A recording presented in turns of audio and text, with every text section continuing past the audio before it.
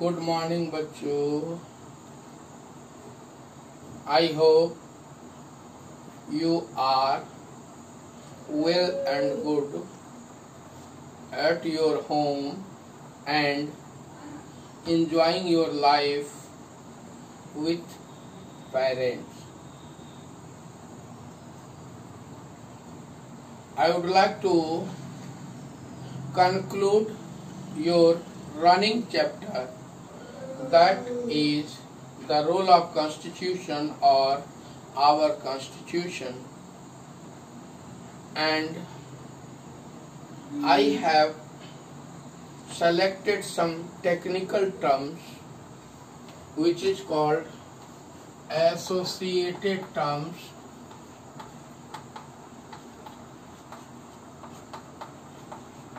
which had been left, यानी आज इस चैप्टर का मैं समापन करने जा रहा हूँ। आज हम इस चैप्टर में यह सीखेंगे, कुछ ऐसे टेक्निकल टर्म्स थे जो पढ़ाने के क्रम में नहीं आए, नहीं ऐड कर पाया, उसी टर्म को मैं इस टॉपिक में आज कलेक्ट किया हूँ। I would like to explain these terms one by one for your betterment and examination point of view. तो फर्स्ट टर्म हमारा है लिविंग डॉक्यूमेंट, यानी यह क्वेश्चन भी है आपके एक्सरसाइज में, how the constitution of India is a living document, यानी हमारा जो भारतीय संविधान है वह सजीव है। कैसे? सजीव का मतलब लिविंग, जिंदा, लाइव। तो we have to define such word so that we can able to understand about our the concept of constitution. In fact, the Constitution of India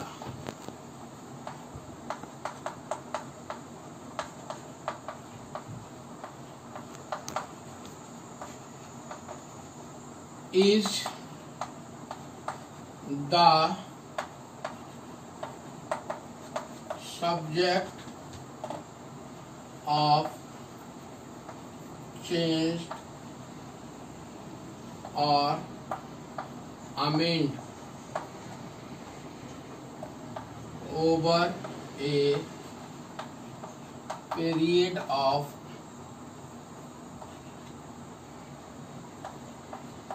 time according to the need of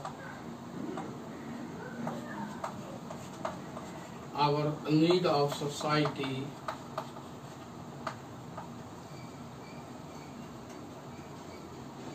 That's why it is called a living document. देख रहे हो, कह रहा है कि भारतीय संविधान the constitution of India is the subject of change, यानी यह परिवर्तनशील है। और जब गवर्नमेंट को यह महसूस होती है कि अब इस पर कानून में मॉडिफिकेशन चाहिए इस सब्जेक्ट में, तो सरकार उसमें परिवर्तन लाती है। For best example I would like to share with you that जब संविधान बन रहा था तो उस समय साइबर क्राइम नहीं था, इसलिए इससे रिलेटेड कोई कानून उपलब्ध नहीं थे। लेकिन आज cyber crime day to day बढ़ता जा रहा है, उसके प्रिवेंशन के लिए सरकार ने मॉडिफिकेशन यानी संविधान में संशोधन किया और उससे संबंधित नए कानून ऐड किए गए अपने संविधान में। तो what do you see, nowadays it was the need of society regarding the protection of cyber crime. That's why few rules and regulation have been added for it. उसी तरह दूसरा एग्जाम्पल में आपको बताना चाहूंगा कि देखते हो पूरे देश में 370 का ये मामला चल रहा है। तो क्या था, तो 370 में एक आर्टिकल को छोड़कर सारे रिमूव कर दिए गए, क्योंकि वह अभी सोसाइटी का डिमांड ऐसा महसूस किया सरकार ने। इसलिए हमारा संविधान मोर देन 122 100 बार से ज्यादा 122 आई थिंक बार से ज्यादा परिवर्तन हो चुका, और लेटेस्ट परिवर्तन यही जनवरी 2020 में हुआ है। तो इस तरह संविधान में न्यू एडिशन आते रहते हैं, न्यू चेंजेज आते रहते हैं, पुराने रूल रिमूव होते रहते हैं। उस प्रक्रिया के चलते हमारा संविधान चलता रहता, आगे बढ़ रहा है, लिविंग है। इसलिए इसको कहा जाता है कि our constitution is a living documents. I think it should be cleared for you. Number next term is, that is we should know, that is called privy purse. Second term हम सीखेंगे privy purse.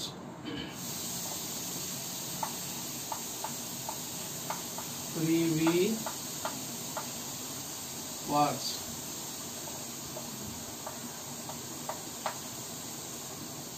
तो purse is a common word और it is a common in use.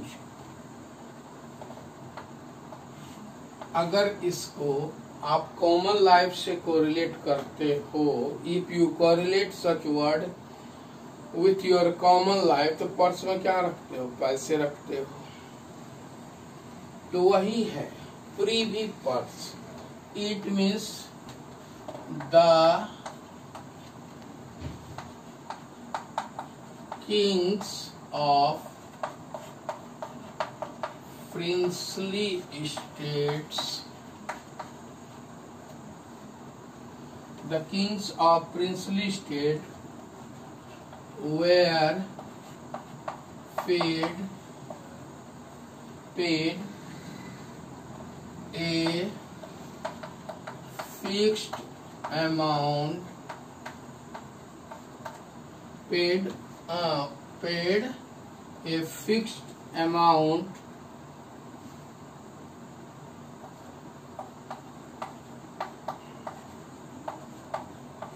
ये approximately है 18 lakh to compensate them to compensate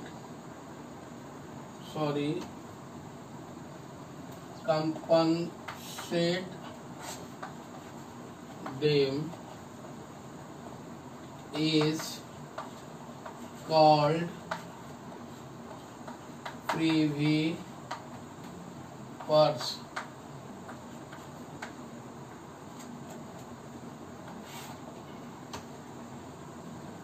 यानी जब आजादी मिली, जब लास्ट चैप्टर हिस्ट्री का आप पढ़ोगे तो बहुत कंडीशनल आजादी मिली थी हमें। वी गॉट एन इंडिपेंडेंस और we got independence through some condition। तो उसमें among them one condition was, if the princely state want to join in Pakistan domain or Indian domain or may be independent, ये condition दिया था British और Mountbatten plan में। यह provision था कि अगर प्रिंसली स्टेट भारत के साथ जाना चाहें तो वह जा सकते हैं, पाकिस्तान के साथ जाना चाहें तो वो जा सकते हैं, स्वतंत्र रहना चाहें तो वो स्वतंत्र रह सकते हैं। तो फिर हमारे जितने भी लीडर्स थे, प्रोमिनेंट लीडर्स ने, स्पेशली सरदार वल्लभ भाई पटेल के एफर्ट से, वो सारे मैक्सिमम स्टेट्स हमारे साथ आए। तो वहाँ एक एग्रीमेंट हुआ कि हमारा जो रॉयल्टी है, हमारा जो खर्च है राजे का, वो कैसे चलेगा, उसके लिए उसे ये अमाउंट ग्रांट किया गया था। जैसे हैदराबाद, जूनागढ़, पटियाला, ये सब जो प्रिंसली स्टेट थे, उन सब स्टेट को ये पैसे फिक्स्ड अमाउंट दिए जाते थे खर्च के लिए, उनके जीवन यापन के लिए। उसी को प्रिवी पर्स कहा गया। The kings of princely states were paid a fixed amount, और 10 लाख या इसके समतुल्य gold, to compensate them is called privy purse. और मैं एग्जांपल बता ही दिया, हैदराबाद, जूनागढ़ के जो प्रिंसली स्टेट राजा थे, पटियाला। अब तीसरा टर्म पढ़ेंगे हम, वह होगा यूनिवर्सल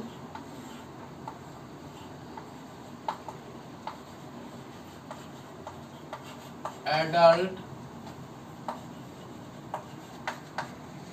सफरेज।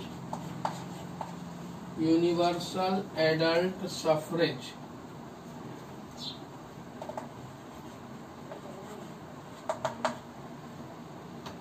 यूनिवर्सल का मतलब तुम लोग जानते हो, तुम लोग पहचानते हो। यूनिवर्सल एडल्ट सफरेज हम आज ये सीखेंगे।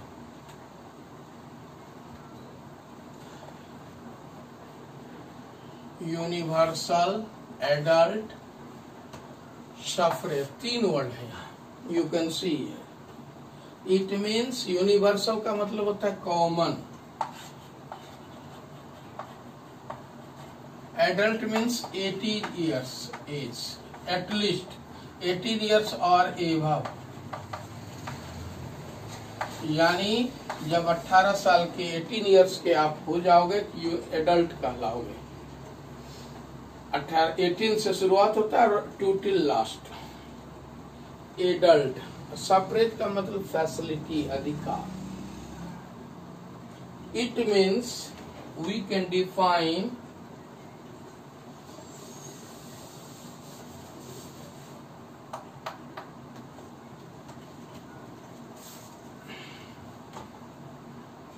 it means every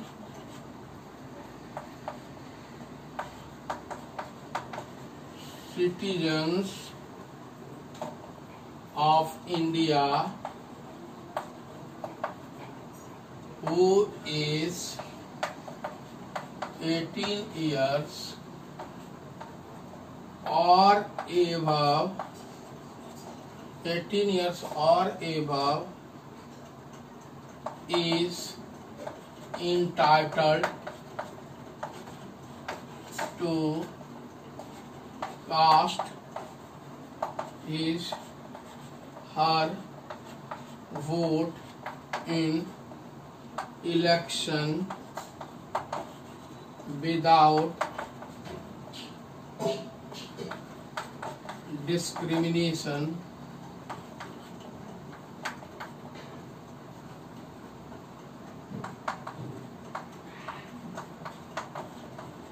is called universal adult suffrage।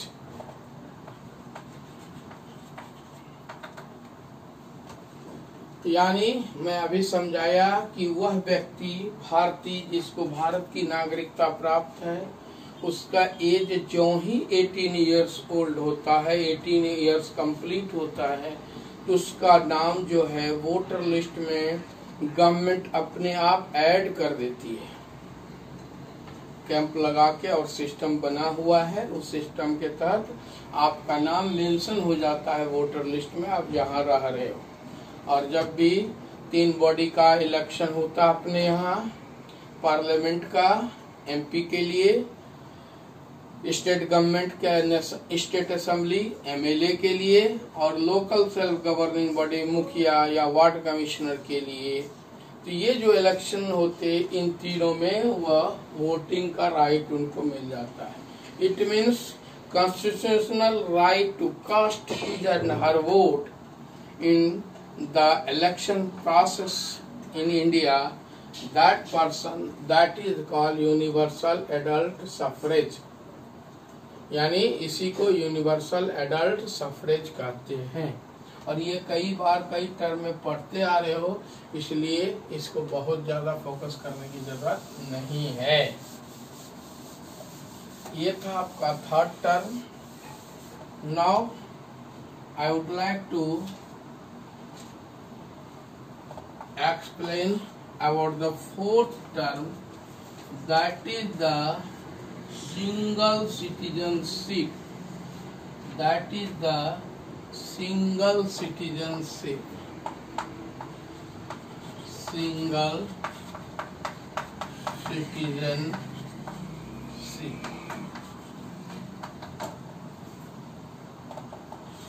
फिर मैं समझा, सिंगल मीन्स होता है केवल वन। सिटीजनशिप का मतलब होता है it is a term which global term. It means your identity, हर व्यक्ति की पहचान। Each and every person of the world is based on their nation और citizenship.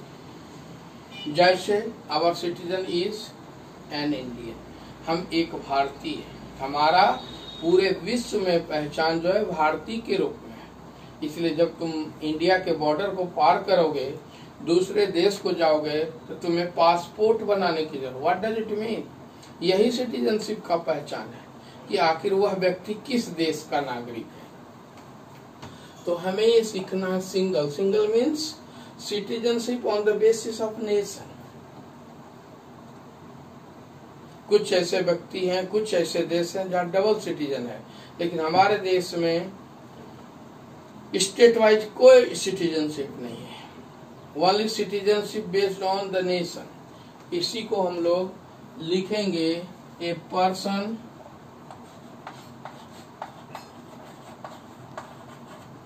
Is a citizen of India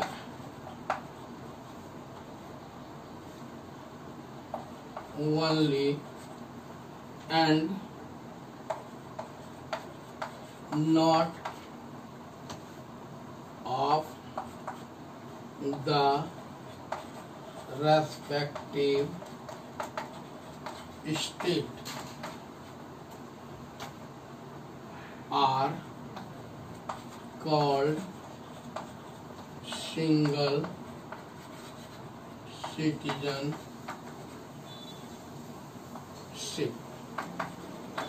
यानी कि देख रहे हो, हम कहीं रह रहे हैं, हम झारखंड में रह रहे हैं। बोलचाल में भले झारखंडी बोल सकते हैं, लेकिन नागरिकता तुम्हारी कहाँ है? आइडेंटिटी तुम्हारी क्या है? वर्ल्ड वाइड ये आइडेंटिटी तुम्हारी इंडियन की है, नॉट झारखंडी। यानी कि वही कह रहा है कि person is a citizen of India. प्रत्येक व्यक्ति भारत का सिटीजन है, जो भारत में रह रहा है, जो भारत में जन्म लिया है। Only and not of the respective state। हम जिस स्टेट में रह रहे हैं उसका कोई सिटीजनशिप से लेना देना नहीं। It means all states including that is India are called single citizenship।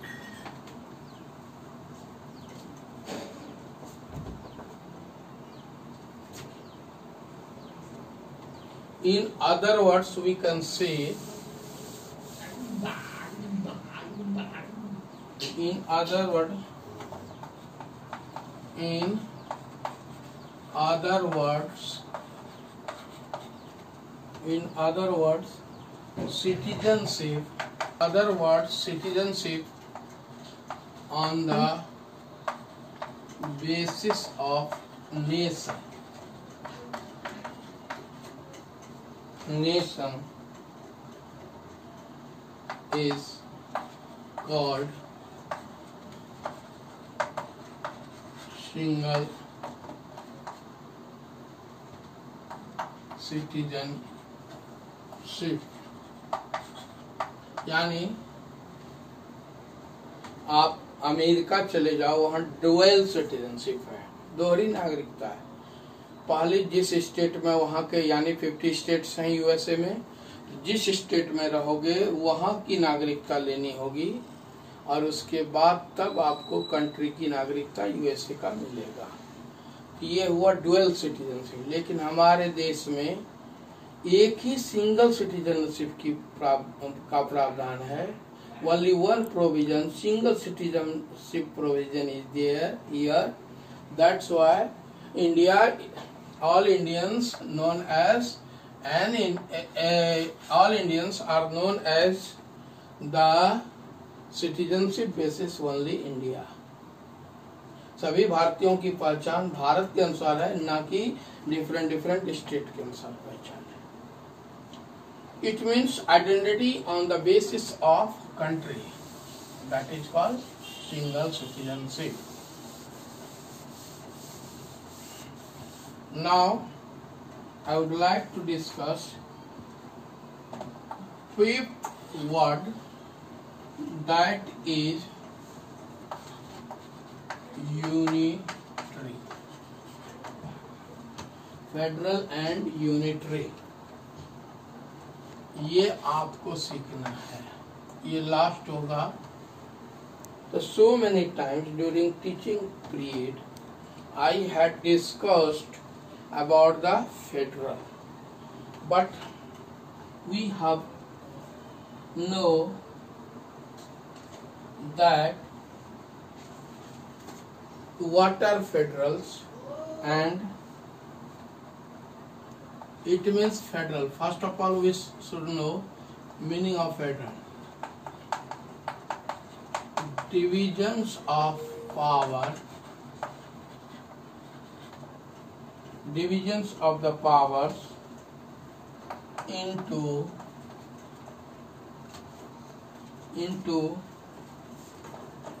various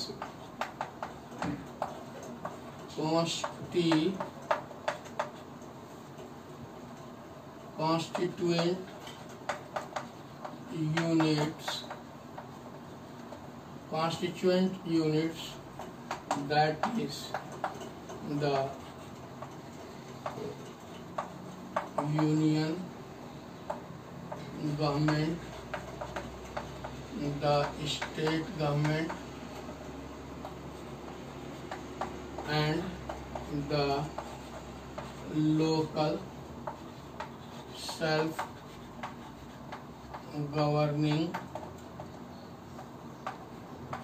bodies are called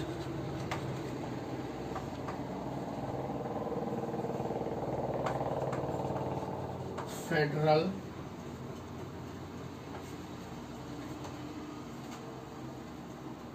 it means you can see here the government of India or the constitution of India has decentralized the power at various tiers or various levels for preventing the monarchy or other things or dictatorship। यानी dictatorship और मोनार्किज्म को रोकने के लिए सरकार, भारतीय संविधान ने सरकार चलाने के सिस्टम में कई तरह का डिस्ट्रीब्यूशन सिस्टम रखा है। आप देख रहे हो union government, the state government, the local self governing body, even union government also splitted into 3 part. आगे पढ़ोगे 10th वगैरह, दैट इज द लेजिस्लेचर। ये तो ये पढ़ जाओगे इसी में 8 में, लेजिस्लेचर, एग्जीक्यूटिव एंड जुडिशियल। तो this type of decentralization of power, divisions of power, that is called federal. But we have to study along with unitary. तो हमने फेडरल को समझ लिया, अब ये समझना है यूनिटरी किसे कहते हैं।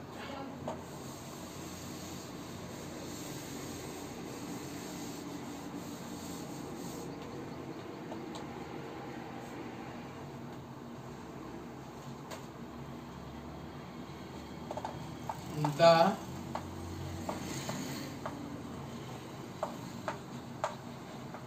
government is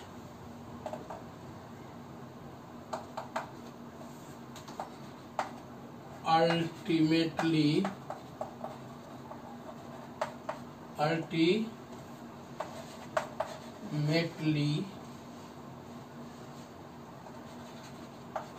supreme is called unitary। आपने देखा एक तरफ क्या हमारे संवैधानिक व्यवस्था में कि ये तीनों का काम बटा हुआ है, तीनों का पावर बटा हुआ है, लेकिन ultimately the government of India और union government monitor the all system of India either in states functioning or the local self-governing functioning, and this type of system is called unitary। यानी जैसे आगे पढ़ोगे subjects पढ़ोगे तो union list पढ़ोगे, state list पढ़ोगे, concurrence list, union list पढ़ोगे, concurrence list पढ़ोगे और रेसिडुअरी सब्जेक्ट पढ़ोगे, स्टेट लिस्ट पढ़ोगे। ओके, यानी कुछ ऐसे नियम हैं जिस पर सिर्फ भारत सरकार ही कानून बना सकती है। जैसे आपका बैंकिंग सिस्टम है, आर्म फोर्सेस है, रेलवेज है, ये गवर्नमेंट ऑफ इंडिया का अल्टीमेट पावर चलता है। और किसी आपात स्थिति में जो भारत सरकार का प्रोविजन होगा वही ऑल इन। जैसे अभी देखो लॉकडाउन चल रहा है, it was imposed by the government of India और सेंट्रल गवर्नमेंट ने इम्पोज किया और पूरे देश में लागू है। कोई state, no state can deny for it. कोई दूसरा राज्य, कोई भी राज्य अपने देश में जितने भी राज्य हैं, 28 स्टेट्स हैं, ये 28 स्टेट में किसी का डिनाई नहीं कर सकता। इस कंट्री इमरजेंसी पीरियड में या स्पेशल सिचुएशन में power, ultimate power goes in hand of the union government, that is union. Otherwise, in normal functioning, the power has been split into various units. This is called federal and unitary। मैं उम्मीद करता हूँ कि आप लोगों ने ये सब टर्म समझ लिए होंगे अच्छी तरह से। I try my level best to explain all these things। Now, अभी बहुत बच्चों के पास किताब नहीं होगी, तो मैं नेक्स्ट इस वीडियो के बाद व्हाट्सएप पर आपको इसके बारे में अगर कोई डाउट हो तो आप पूछ सकते हो, इंक्वायरी कर सकते हो, और कोई रिलेवेंट मैटर रह गया हो इस टॉपिक से, you can ask question on my WhatsApp number. Rest is okay. Have a nice day. But once again, I would like to request, kindly subscribe this video and send me the feedbacks. Thank you. Have a nice day.